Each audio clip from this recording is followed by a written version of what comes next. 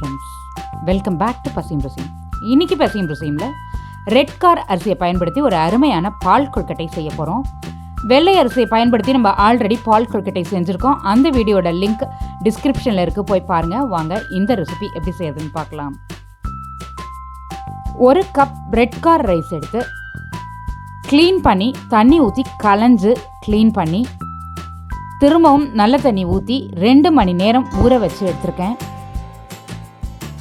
ஊறின அரிசியை மிக்ஸி ஜாரில் சேர்த்து இது கூட ஊற வச்ச தண்ணி 1 கிளாஸ், தேவையான அளவு கல் உப்பு கொஞ்சமாக சேர்த்து அரைச்சி எடுத்துக்கணும்.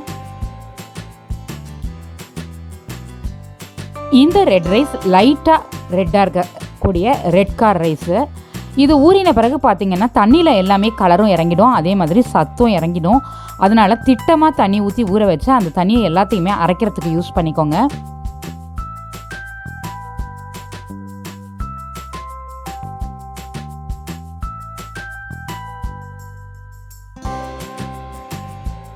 ஸ்டவ் ஆன் பண்ணி கடாய் வச்சு உடனடியாக கடாய் சூடு ஏறுறதுக்கு முன்னாடியே நம்ம அரைச்சி வச்சுருக்க அரிசி மாவை இதில் சேர்த்துக்கணும்.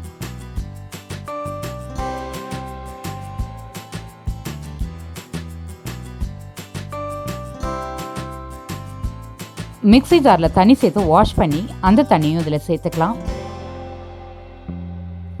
இது கூட 1 மூடி தேங்காய் துருவல் சேர்த்துக்கலாம். தேங்காய் துருவல் எந்த அளவுக்கு அதிகமாக சேர்க்குறோமோ அந்த அளவுக்கு டேஸ்டியாக சூப்பராக இருக்கும்.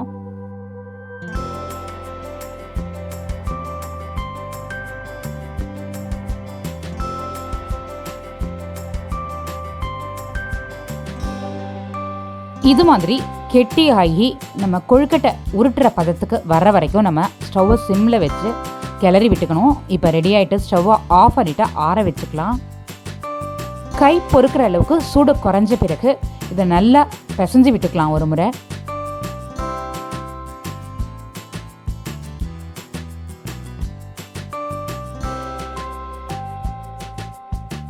நம்ம ரெடி பண்ணி வச்சுருக்க மாவில் இந்த மாதிரி குட்டி குட்டியாக கொழுக்கட்டை பண்ணிக்கலாம்.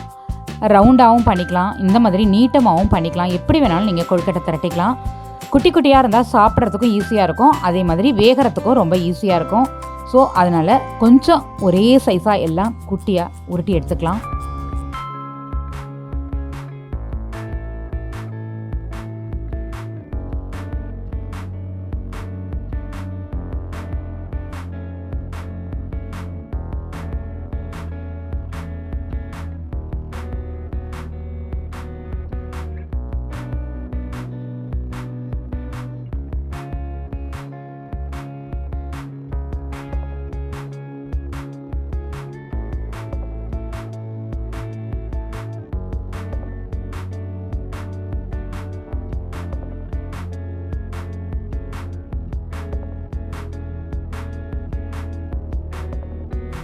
கொழுக்கட்டையெல்லாம் உருட்டி ரெடி பண்ணியாச்சு. இப்போ இதை வேக வைக்கிறதுக்கு நம்ம ஒரு பாத்திரத்தில் தண்ணி எடுத்துக்கலாம்.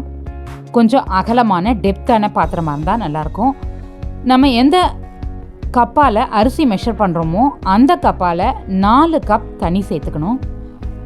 ஸ்டவ் ஆன் பண்ணி இந்த தண்ணி நல்லா இது மாதிரி கொதிக்கிற வரைக்கும் நம்ம வெயிட் பண்ணிவிட்டு நம்ம உருட்டி வச்சுருக்க கொழுக்கட்டையை இந்த மாதிரி கொதிக்கும்பொழுது கொஞ்சமாக ஒரு கை அளவுக்கு போட்டு வெயிட் பண்ணணும். நம்ம சேர்த்த கொழுக்கட்டை வெந்த பிறகு இந்த மாதிரி மேலே எழும்பி வரும். அந்த சமயத்தில் திரும்பவும் நம்ம ஒரு 2 கை அளவுக்கு நம்ம உருட்டி வச்சுருக்க கொழுக்கட்டையை இதில் சேர்த்துக்கலாம். இதே மாதிரி ஒவ்வொரு முறையும் நம்ம போட்ட கொழுக்கட்டை வெந்து மேலே வந்த பிறகு திரும்பவும் கொஞ்சம் கொஞ்சமாக சேர்த்து வேக வச்சுக்கணும். கரண்டி விட்டு கலக்காமல் இருக்கணும். சப்போஸ் நமக்கு அடி பிடிச்சிருமோ அப்படின்ற ஒரு டவுட் இருந்துச்சுன்னா லைட்டாக ஒரு ஸ்பூன் வச்சு லேசாக இதே மாதிரி செக் பண்ணி பாருங்கள்.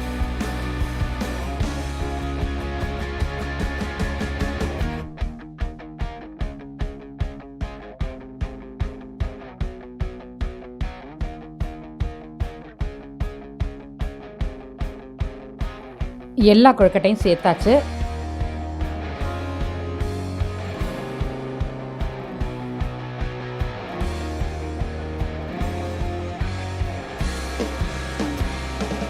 லைட்டாக ஸ்பூனால் இந்த மாதிரி கிளறி விட்டு வெந்துட்டா அப்படின்னு செக் பண்ணிவிட்டு இதில் நம்ம வெல்லம் சேர்த்துக்கலாம்.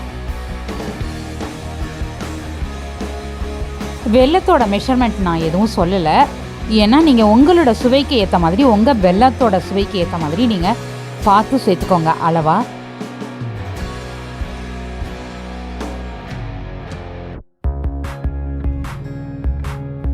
இது மாதிரி வெல்லம் கம்ப்ளீட்டாக கரைஞ்ச பிறகு ஸ்டவ்வை ஆஃப் பண்ணிவிட்டு இது கூட ஒரு அரை மூடி தேங்காயை 4 பீஸ் ஏலக்காய் வச்சு தண்ணி சேர்த்து அரைச்சி தேங்காய் பால் எடுத்து சேர்த்துக்கலாம். சேர்த்து நல்லா மிக்ஸ் பண்ணிக்கலாம்.